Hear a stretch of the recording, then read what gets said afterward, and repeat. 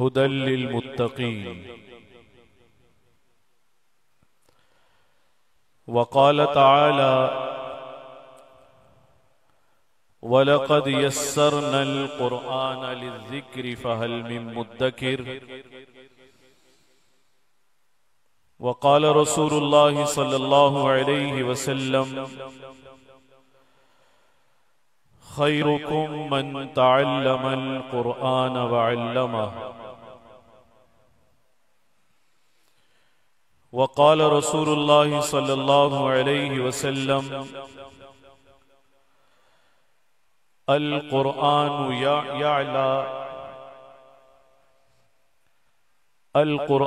यअलू वला युअला अलैहि। वक़ाल रसूलुल्लाह सल्लल्लाहु अलैहि वसल्लम मन युरिदिल्लाहु बिही खैरन युफ़क़्क़िहु फ़िद्दीन। सदक़ल्लाहु मौलानल अज़ीम व सदक़ रसूलुहुन नबियुल करीम व नहनु अला ज़ालिका लमिनश शाहिदीन वश्शाकिरीन वल्हम्दुलिल्लाहि रब्बिल आलमीन।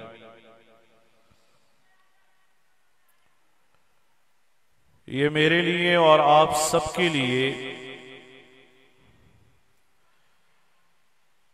बड़ी सादत का मौका है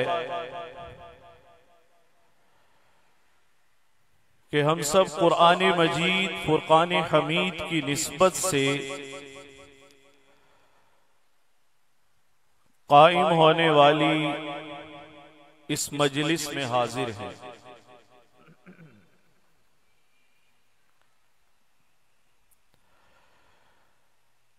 और मैं इब्तिदा इस बात से करूंगा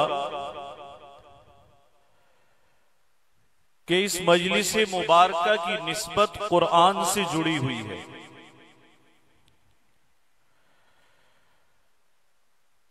इसलिए खुदारा सरापा अदब बनकर बैठे।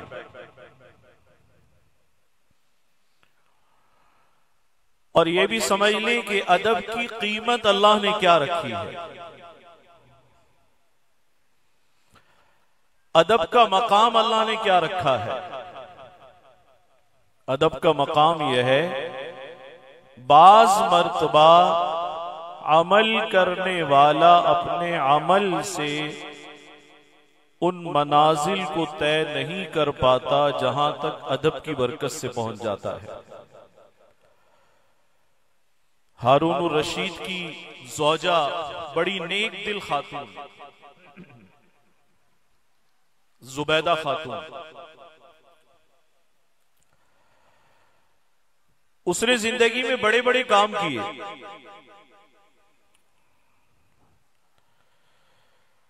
और उसकी जिंदगी अजीमुशान कामों से इबारत है।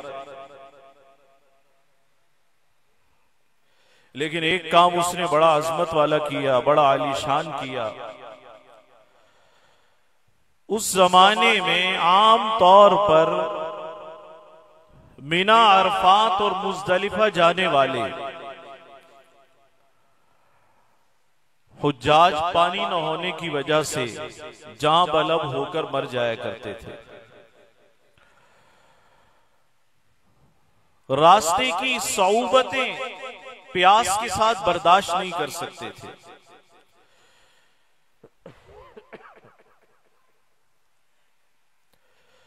तो किसी ने जुबैदा खातून को तवज्जो दिलाई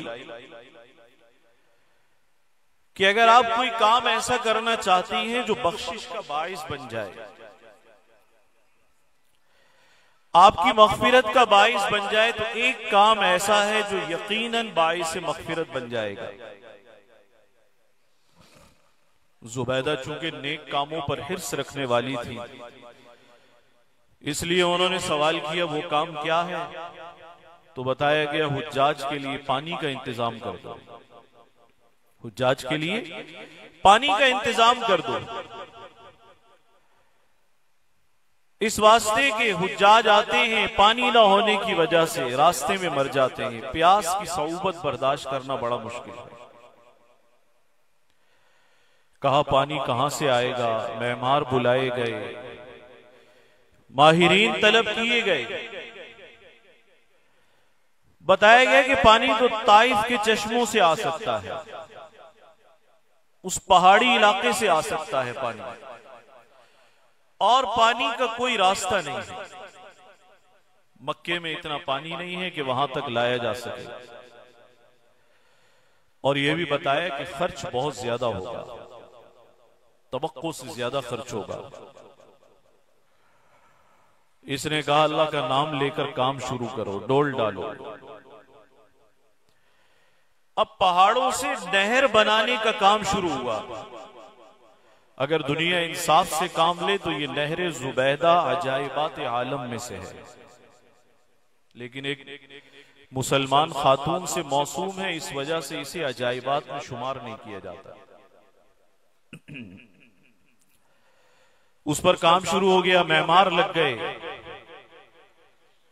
हजारों मजदूर और हजारों मेमार इस काम में लग गए। तेजी से काम होने लगा।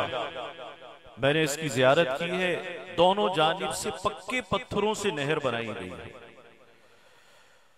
और ऊपर सिलें रखी गई हैं। उसमें ठंडा मीठा पानी चलता था। जब वो तैयार हो गई, हुज्जाज पानी पीते थे और अहराम की चादरें फैलाकर जुबैदा को दुआएं दिया करते थे बख्शिश और मग़फ़िरत की। और उस जमाने के उलमा और मशाइख बरमला कहा करते थे मजालिस में कि ये बख्शी गई, ये औरत बख्शी गई, ये औरत बख्शी गई। इतना बड़ा काम इसने कर दिया है कि अब और कुछ इसे नहीं चाहिए। बहुत बड़ा काम हो गया है। चुनांचे जुबैदा का इंतकाल हुआ, इसी हुस्ने जन के साथ दुनिया से चली गई।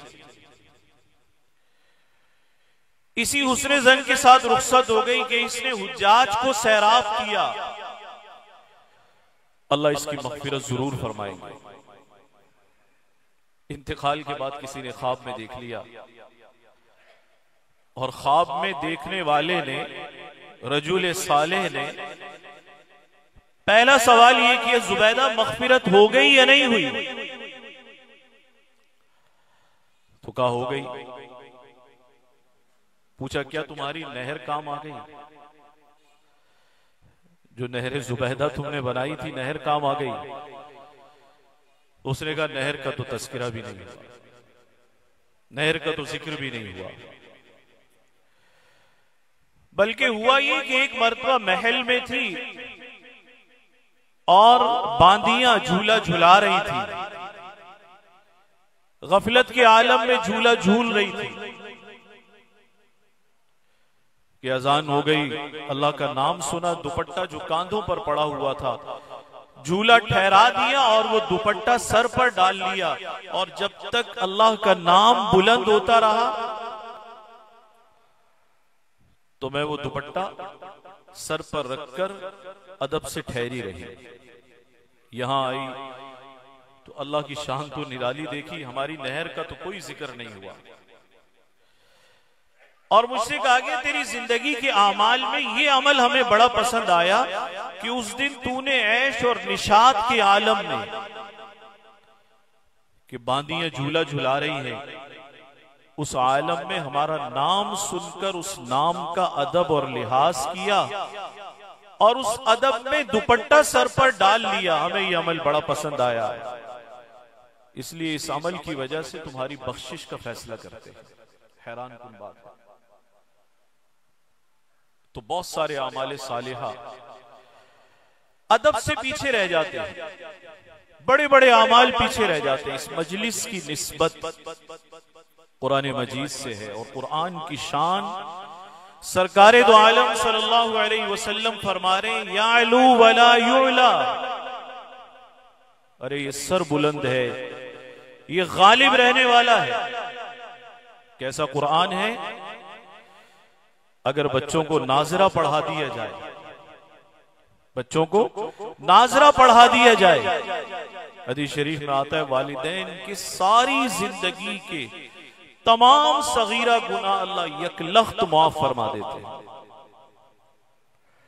और अगर हिफ्स करा दिया जाए तो सुभान अल्लाह, क्या कहने, हिफ्स करा दिया जाए तो। हदीस शरीफ में आता है हुजूर अलैहिस्सलातु वस्सलाम ने इरशाद फरमाया, हाफिज क़यामत के दिन आएगा, इसे इतना कीमती लिबास इसके वालिदैन को पहनाया जाएगा, और कायनात बेच दी जाए तो उस हुल्ले और लिबास की कीमत नहीं बन सकती।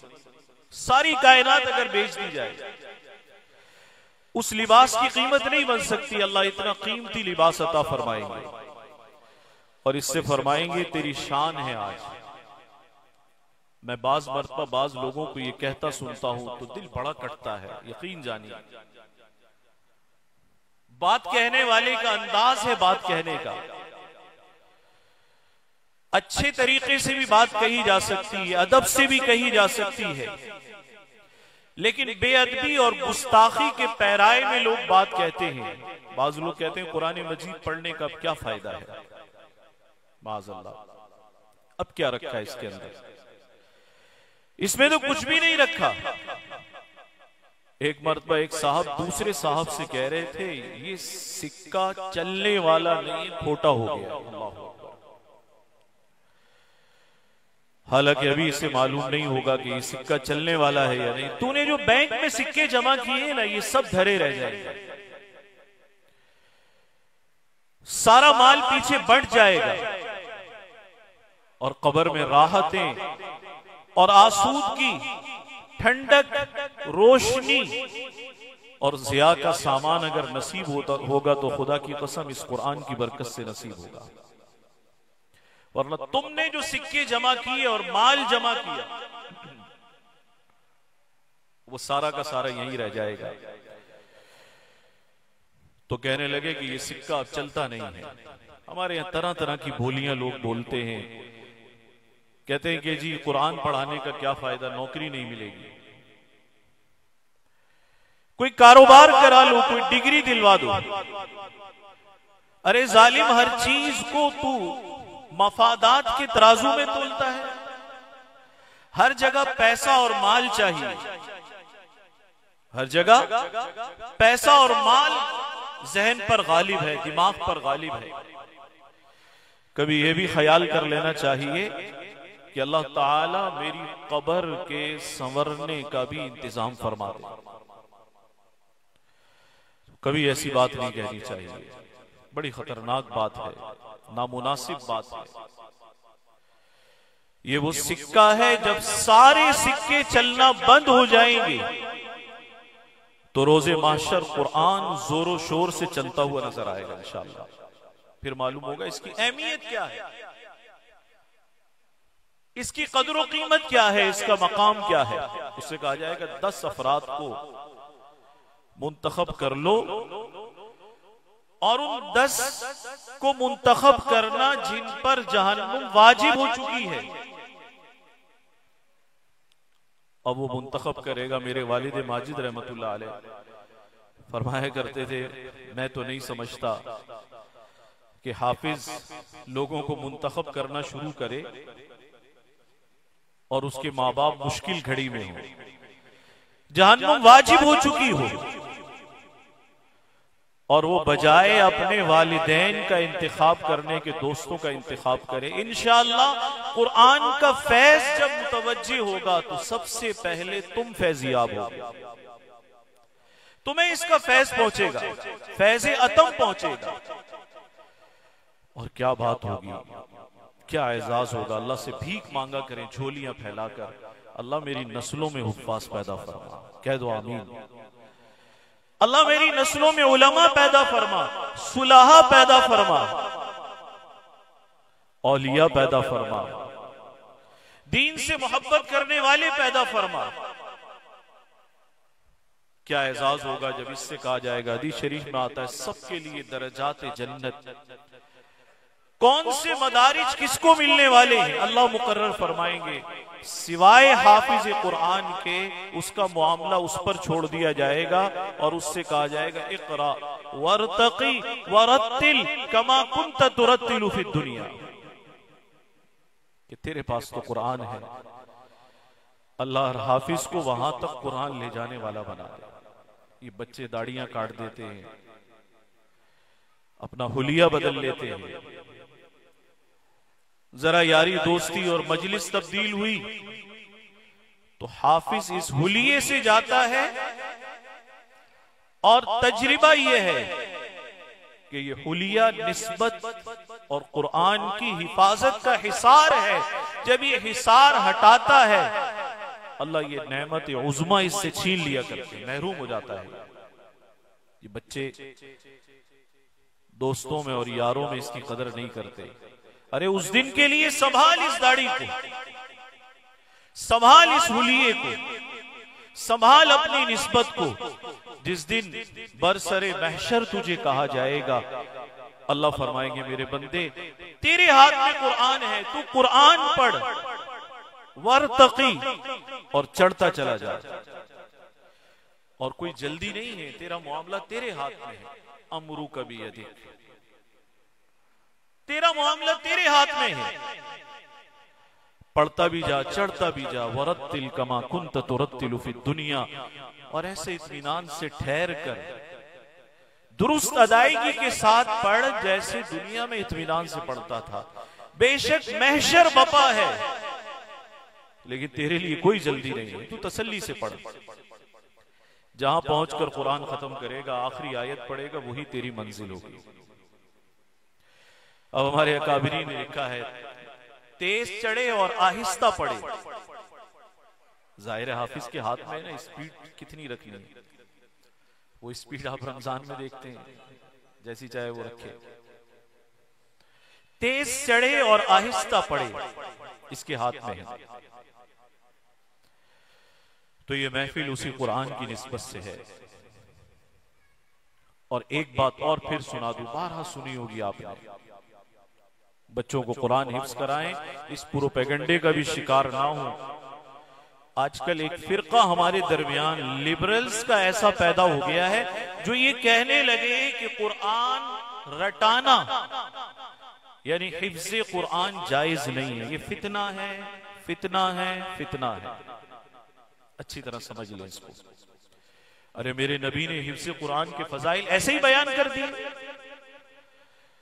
अगर इसकी कोई अहमियत नहीं थी, कोई फजीलत नहीं थी, तो एक बात याद रखिएगा, मैं नहीं रहूंगा, आप नहीं रहेंगे, हम नहीं रहेंगे, लेकिन अल्लाह रहेगा जिसके लिए सारी इज्जत है।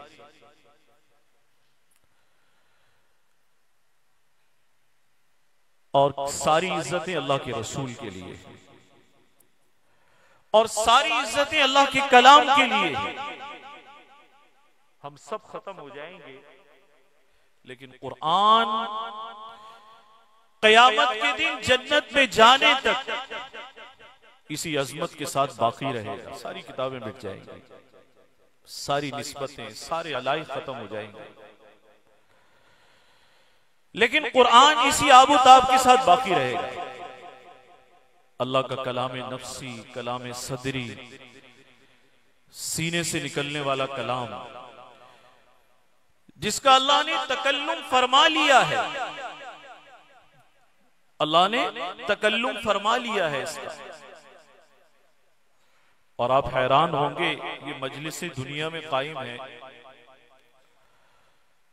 आखिरत में और मजालिस नहीं होंगी।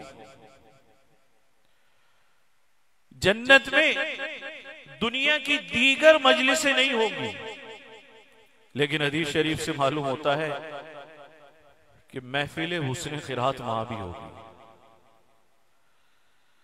महफिल हुस्न क़िरात वहां भी होगी। और वहां कुरान सुनाने वाले बड़े अजीब होंगे। अल्लाह से दुआ मांगे अल्लाह ताला उस महफिल में भी शिरकत की सआदत बख्शे, यानी जन्नत में पहुंचने का अपने फजल से हकदार बना दे। हदीस शरीफ में आता है अहले जन्नत जन्नत में चले जाएंगे, उनसे पूछा जाएगा कि कोई ख्वाहिश है, तो एक अजीब ख्वाहिश का जिक्र रिवायात से मिलता है। वो आपस में कहेंगे अगर ऐसा हो जाता कि सरकार दो आलम सल्लल्लाहु अलैहि वसल्लम सबको कुरान सुनाते, सुभान अल्लाह, सबको कुरान सुनाते और हुजूर का हम दीदार भी करते और कलामुल्लाह हुजूर से बराह रास्त सुनते। अब जन्नत तो वो मकाम है ना कि जो चीज दिल में आ जाएगी ख्वाहिश के दर्जे में अल्लाह ताला उसे पूरा फरमा देंगे।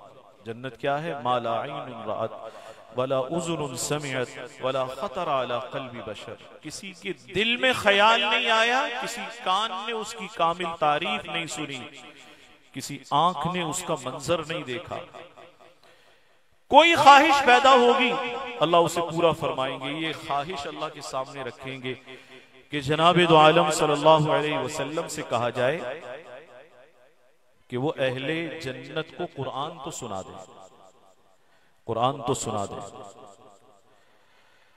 आपसे कहा जाएगा कि ये ख्वाहिश करते हैं आप कुरान सुनाइए, तो हुजूर कुरान की तिलावत फरमाएंगे और अपने इसमें मुबारक वाली सूरत सूरह यासीन की तिलावत फरमाएंगे।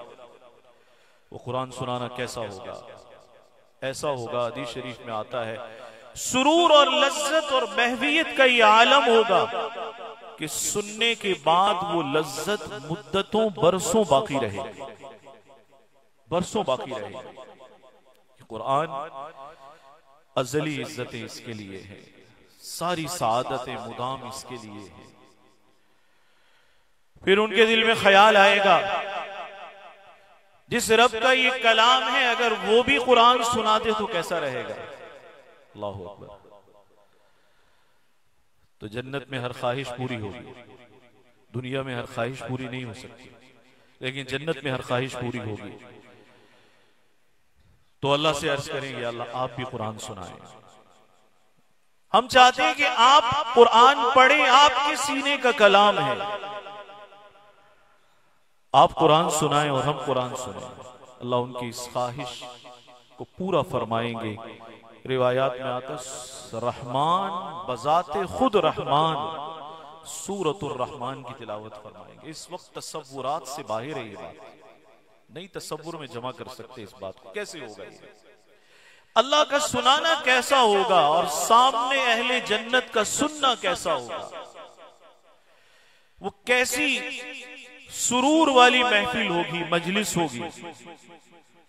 अल्लाह उस महफिल में शिरकत हमें नसीब फरमाए। ये बड़ी वफाओं वाली किताब है, बड़ी अजमतों वाली किताब है।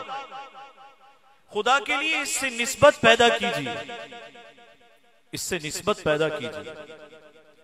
और आपने जरा सी भी निस्बत अगर कुरान से कायम कर ली, कुरान पढ़ने वाले बने और कुछ नहीं, कुरान समझने की कोशिश करें, कुरान मजीद से और अहले कुरान से मोहब्बत करने वाले बने, इनसे मोहब्बत करने वाले बने, ताल्लुक रखने वाले बने।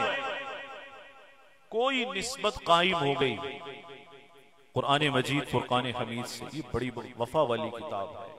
तकाजा भी इससे वफा का है, और वफा का तकाजा क्या है? इसे पढ़ना भी वफा है, समझना भी वफा है, इस पर अमल करना भी वफा है, सारी जिंदगी इसे सीने से लगाकर रखना वफा है, कसरत से इसकी तिलावत करना वफा है। फिर ये कैसे वफा करेगा?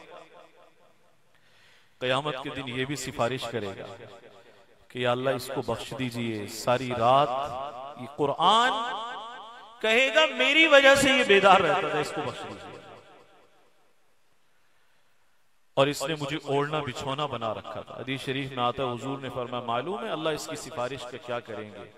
पूछा गया क्या होगा? फरमाया इसकी सिफारिश कबूल होगी, कबूल होगी, बख्शा जाएगा इसकी वजह से। और जिसे कुरान की निस्बत मिल गई ना, मामूली सी निस्बत भी मिल गई, तो बहुत आगे जाएगा। बड़ी सर बुलंदियां, सारी इज्जतें अल्लाह के लिए, अल्लाह के रसूल के लिए और कुरान मजीद के लिए है। तो जो इससे ताल्लुक पैदा कर लेगा, ये सारी अजमतें अल्लाह उसको भी अता फरमा देंगे। इमाम अहमद बिन हंबल रहमतुल्लाह अलैह, इमाम अहमद के जमाने में खल्क़ कुरान का मसला खड़ा हुआ। उम्मत का बहुत बड़ा फितना। कुछ लोगों ने, एक फिरके ने बादशाह को कायल कर लिया कि अल्लाह सिर्फ खालिक है और सिवाय अल्लाह के जो गैरुल्लाह है वो सब मखलूक है। आप यूं समझ लीजिए कि अल्लाह खल्लाक़ आलम है, मैं मखलूक हूं, ये मखलूक हैं, आप मखलूक हैं, चरिंद परिंद मखलूक है। और फिर हर वो चीज जो इस मखलूक के हाथों से वजूद पा रही है वो भी मखलूक है। ये तिपाही मखलूक है, ये मखलूक है। तो उन्होंने बादशाह को समझा दिया और कहा कि इस वक्त अहम मसले पर लोगों से अहद लेना जरूरी है, लोगों का कायल होना बहुत जरूरी है। बादशाह ने कहा वो मसला क्या है?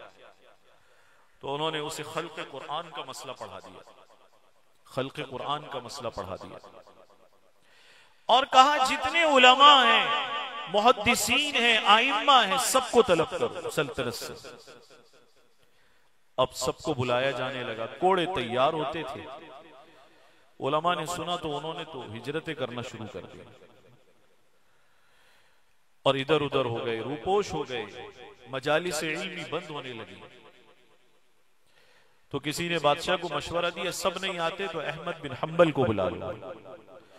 अगर उसने इकरार कर लिया कि कुरान मखलूक है तो सब ने इकरार कर लिया, और अगर उसने इकरार नहीं किया तो समझ ले पूरी सल्तनत इस बात को कबूल नहीं करेगी, तो एक ही को बुला लो। इमाम अहमद बिन हम्बल जानते थे कि आजमाइश कितनी बड़ी आ रही है, लेकिन इधर उधर नहीं हुए, बादशाह के दरबार में चले गए। वहां पहुंचे तो क्या देखते हैं, इधर वो उस फिरके के उलमा बैठे हैं, सामने जल्लाद है और इधर बादशाह का तख्त लगा हुआ है। और बादशाह कहता है कि सुनिए ये क्या पूछना चाहते हैं आपसे और आप जवाब दीजिए इसका। तो उसने कहा कि आप इकरार करते हैं कि कुरान ये भी अल्लाह की मखलूक है? तो इमाम अहमद बिन हम्बल जबले इस्तिकामत, जुरत और अजीमत और इस्तिकामत का पैकर। आम हालात में ताल्लुकात निभाना आसान है, लेकिन जोर और जुल्म और सितम के जमाने में खड़े होने वाले दो चार ही होते हैं। हर शख्स नहीं खड़ा हो सकता, भाग जाएगा वो। तो इमाम अहमद बिन हम्बल खड़े हो गए, फरमाया ये गलत कहता है, ये तुम्हारे दरबार का आलिम गलत कहता है। पूछा क्या गलत कहता है? आपने बबांगे दोहल फरमाया, अल कुरान कलामुल्लाहि गैरु मखलूकिन। अरे ये अल्लाह का कलाम है जालिमो, ये मखलूक नहीं है, खुदा के सीने से निकला है। इसकी निस्बत भी अजली और अबदी है, ये रब ताला के वजूद बाजूद से जुड़ा हुआ है, ये मखलूक नहीं है। तो इशारा किया, जल्लाद खड़ा हुआ था, मैंने तज़किरे में पढ़ा, मेरे रोंगटे खड़े हो गए। उसमें लिखा हुआ था इतना वजनी और भारी और कांटों से भरा हुआ कोड़ा था जो इमाम अहमद बिन हम्बल की कमर पर बरसाया जा रहा था।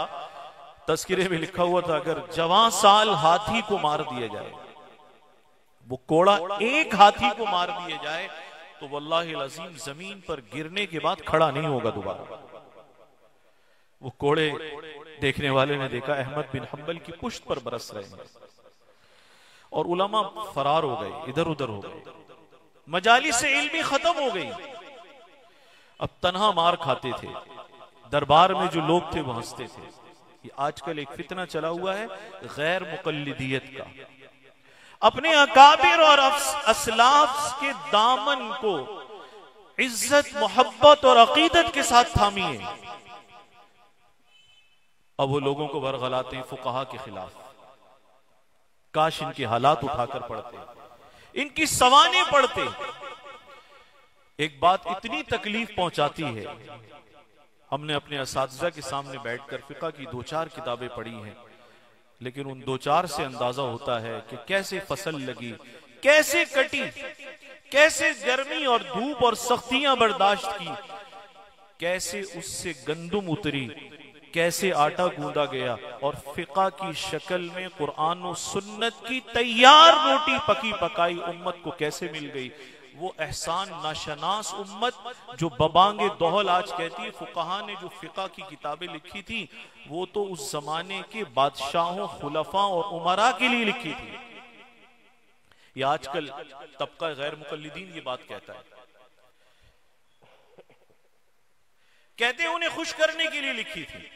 इमाम अहमद बिन हंबल, याद रहे, अमानत है, याद रखिएगा इस बात को। पता नहीं जिंदगी के किस मरहले पर आप कभी ऐसे शख्स से वास्ता पड़ जाए जो उम्मत के असलाफ पर भरोसा नहीं करता, अपने दिमाग पर भरोसा करता है। आप उसको बताइएगा अगर फुकाहा उम्मत की और कुरान और सुन्नत के नुमाइंदे ना होते, उमरा और खुलफा और सलातीन के नुमाइंदे ना होते, उम्मत के नुमाइंदे ना होते, सलातीन के नुमाइंदे होते तो कोड़े ना खाते। एक कोड़ा कैसा लिखा है, अगर जवां साल हाथी को एक मार दिया जाए तो दूसरे की नौबत ना आए, जमीन पर ढेर हो जाए दोबारा खड़ा ना हो, ऐसा कोड़ा रोजाना बुलाया जाता था। और इमाम मोहतरम के तस्किरे में लिखा हुआ 25 कोड़े ऐसे खाए, खाल पलट गई। मैं आपसे क्या अर्ज करूं, मौजू बदल जाएगा, बात तवील हो जाएगी, लेकिन ये दुखती रग है उम्मत की। इतनी मारे खाई है फुकाहा ने। इमाम अबू हनीफा रहमतुल्लाह अलैह को तलब किया गया, इमाम अबू हनीफा को तलब किया गया, कहा या तो काजी अल कुज़ात का मनसब कबूल करें, चीफ जस्टिस का, चीफ जस्टिस पाकिस्तान का नहीं, 3 बर्रे आजमों तक इस्लामी सल्तनत फैली हुई, सिंध तक पहुंची हुई, मकरान तक पहुंची हुई, मराकश और ट्यूनिस तक पहुंची हुई, यूरोप के दरवाजों पर दस्तक देने वाली सल्तनत, उसका काजी अल कुज़ात और चीफ जस्टिस बनाया जाएगा। कहा भाई ये मनसब भारी है, मैं कबूल नहीं करता, मैं इस मनसब को कबूल नहीं करता। तो बादशाह ने कहा या तो कबूल कीजिए, चीफ जस्टिस बन जाइए, या फिर जेल में और कैद में जाना गवारा कीजिए।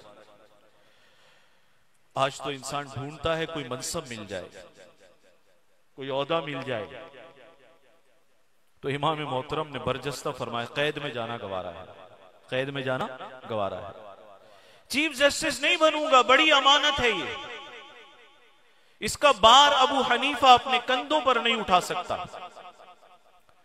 कैद में डाल दिया।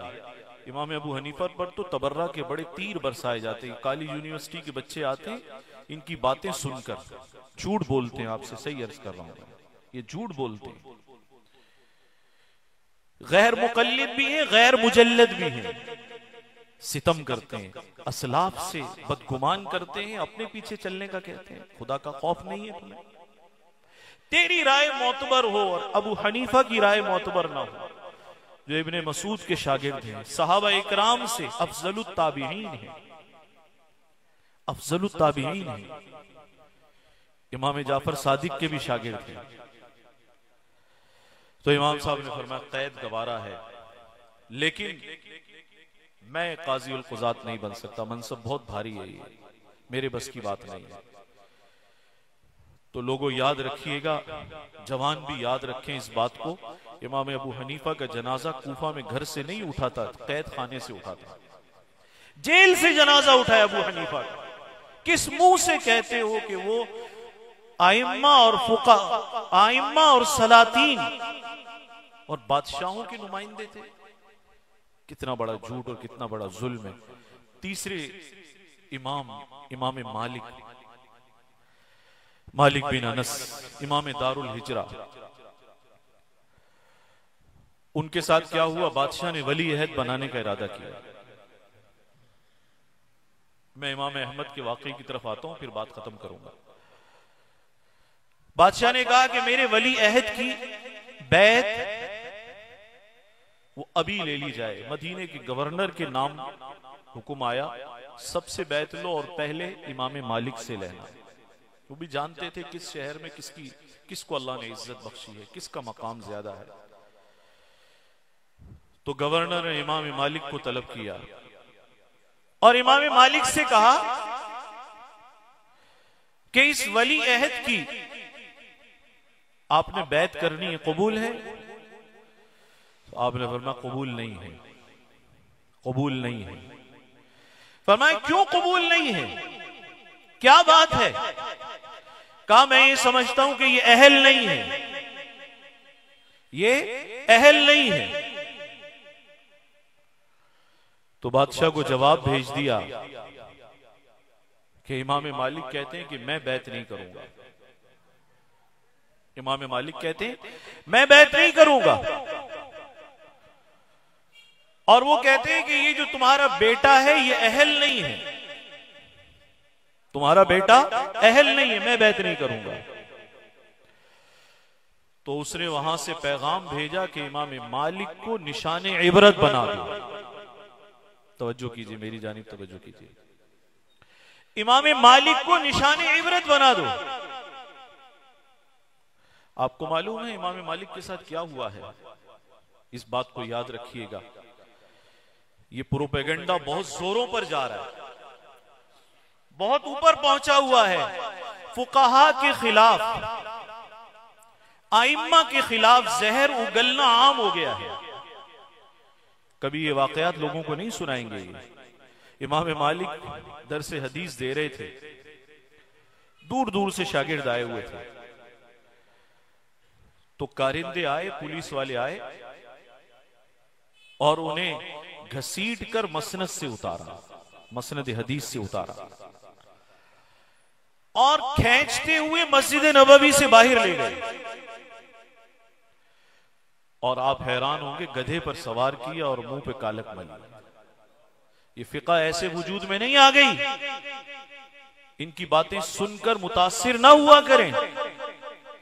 किसी को ये दिखा देते हैं सूरह फातिहा के बगैर नमाज नहीं होती, वो इमाम के पीछे ऊंची आवाज से पीछे सूरह फातिहा पढ़, आगे हम पढ़ रहे हैं, पीछे वो पढ़ रहा है।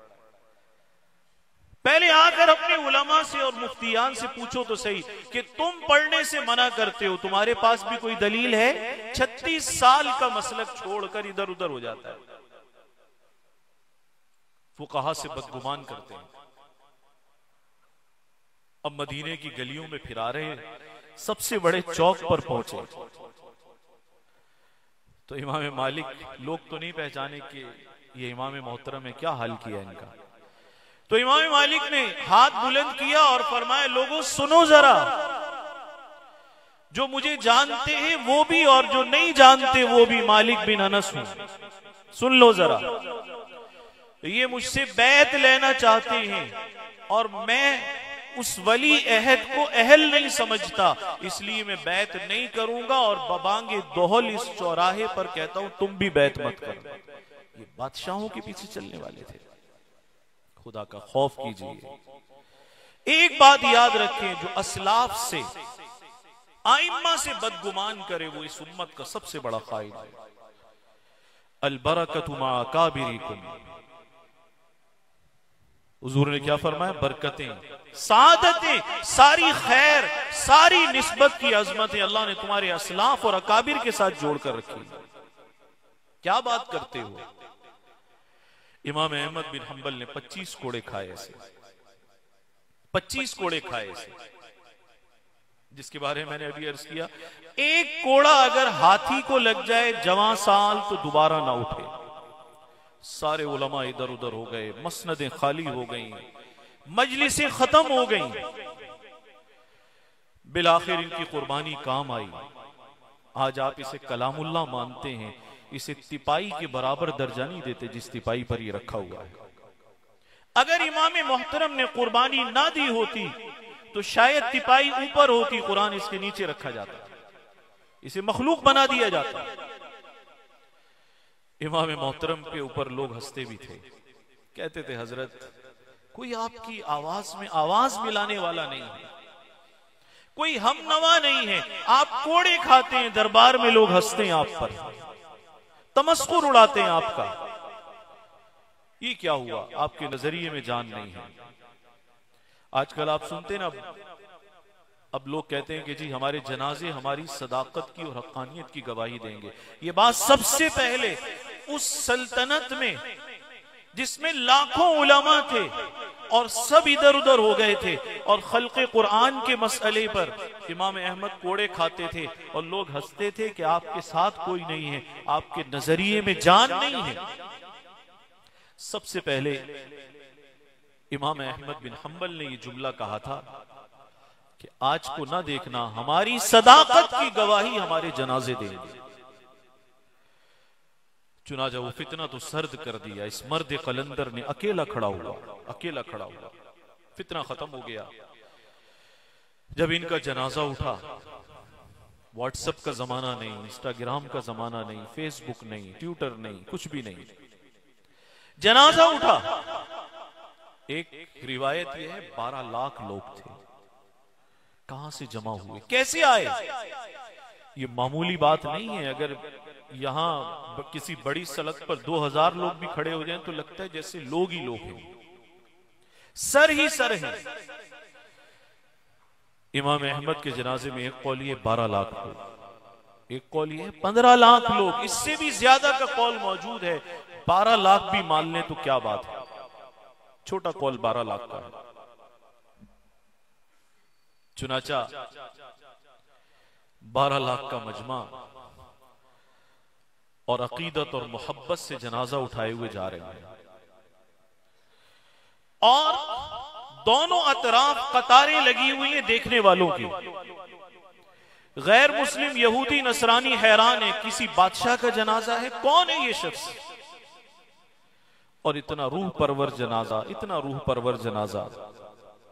किताबों में लिखा है तारीख इस्लाम का ऐसा अजीब जनाजा है। इमाम अहमद बिन हम्बल की खिदमत को अल्लाह ने ऐसा कबूल फरमाया, सिर्फ उस जनाजे को जो दोनों जानिब खड़े यहूदी और नसरानी देखते थे, उस दिन एक दिन सुबह से शाम तक 20,000 गैर मुस्लिम मुसलमान हुए। 20,000 इतनी बड़ी तादाद है। इमाम साहब का इंतकाल हो गया तो किसी ने ख्वाब में देखा, पूछा हजरत क्या हुआ? खल्क़े कुरान के मसले में मार खाई, कुरान की निस्बत में अर्ज कर रहा था। ये बड़ी वफा वाली किताब है। इतना सा ताल्लुक भी अगर पैदा कर लिया ना, इंशाअल्लाह आप कुरान के साथ पूरी तरह वफा कर सके या ना कर सके, निस्बत वाबस्ता भी कर ली, खुदा की कसम ये किताब इतनी ताकत और इज्जत और अजमत और निस्बत वाली है कि ये हम जैसे टूटे फूटों को इतनी वफा वाली है, जन्नत में पहुंचा देगी इंशाअल्लाह। ताल्लुक इसका बड़ा मजबूत है। ख्वाब में देखा, पूछा हजरत क्या हुआ? तो वो ये तो नहीं कहा कि मैंने कुरान की बड़ी खिदमत की, फरमाने लगे कि मैंने तो छोटी सी खिदमत की थी कुरान की, लेकिन मेरे रब ने इस किताब की वजह से मुझे अजमत बड़ी दी, बदला बहुत बड़ा मिला। कहा क्या बदला मिला?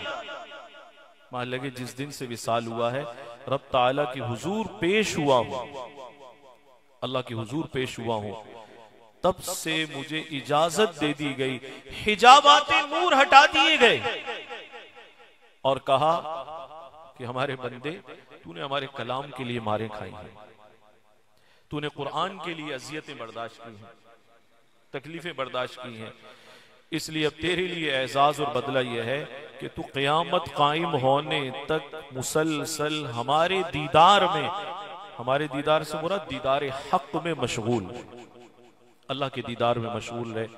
इससे ताल्लुक पैदा कीजिए, वफा का ताल्लुक पैदा कीजिए, कसरत तिलावत का ताल्लुक पैदा कीजिए। हिफ्ज़ कर रहे हैं या कर चुके हैं, इस अजीम निस्बत को ज़ाय होने से बचाइए, इससे वाबस्ता रहिए। जिस दर्जे में भी निस्बत को सीने से लगा सकते हैं, खुदा के लिए लगा लीजिए, वाबस्ता रखिए। इंशाअल्लाह बाकी काम अल्लाह पर और कुरान पर और आखिरत के दिन पर, रोजे जजा पर छोड़ दीजिए। फिर आप देखेंगे वफाओं का बदला कैसा वफाओं से मिलता है, निस्बत के एहतराम की बरकत से, इस निस्बत को संभालने की बरकत से अल्लाह ताला कैसी अजमतें, कैसी रफ़ातें, कैसी बुलंदियां अता फरमाते हैं कि बरसरे महशर सबके सामने ये कह दिया जाएगा कि तेरे लिए जन्नत हाजिर है, तू जिस तरह चाहे तिलावत करता जा, चढ़ता जा, जो जहां जो मंजिल और मकाम तुझे पसंद आ जाए, बस वो तेरी मंजिल है, तेरा मकाम है। इससे ज्यादा क्या आजमतें हो सकती हैं। अल्लाह ताला इस निस्बत की सही कदरदानी अता फरमाए, सही ताल्लुक की तौफीक अता फरमाए, कसरत तिलावत की तौफीक अता फरमाए, अमल बिल कुरान की तौफीक अता फरमाए, कुरान से, अहले कुरान से अल्लाह ताला मोहब्बत नसीब फरमाए। हदीस शरीफ में आता है हुजूर अलैहिस्सलातु वस्सलाम ने एक मरतबा अजीब बात फरमाई। आपने फरमाया तुम अल्लाह वाले देखना चाहते हो, अल्लाह वाले देखना चाहते हो तो मैं ही बता दूं कौन अल्लाह वाले हैं। आपने फरमाया अहलुल कुरानी हुम अहलुल्लाह, जो कुरान वाले हैं, जिनका ओढ़ना बिछौना कुरान है, बस याद रखना हुम अहलुल्लाह। दरअसल ये कुरान जिनके पास है, इसके माना ये है कि अल्लाह का ताल्लुक और अल्लाह की निस्बत उनके पास है। आखिर दावाना अनिल हम्दुलिल्लाह।